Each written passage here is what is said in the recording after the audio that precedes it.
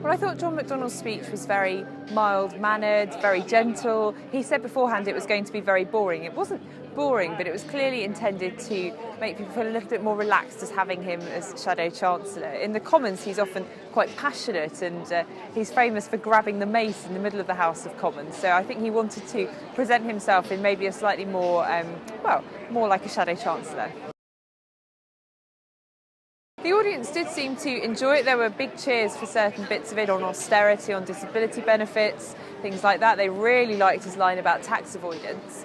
But I didn't sense the same excitement as I'd seen previously at Labour conferences when Ed Balls had been speaking. That's probably as much as anything because people just don't know John McDonnell and they're very unsettled by the massive change that the Labour Party has seen.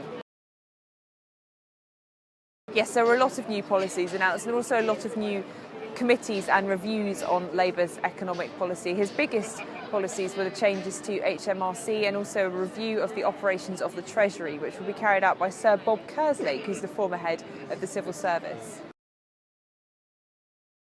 I think Labour conference has been more upbeat than I was expecting. There's a real split in mood between those who are in the Corbynite camp and who are very happy that he's leader, and those who are really licking their wounds after a leadership contest in which they were really surprised that their preferred candidate, Liz Kendall, for instance, had come so far behind.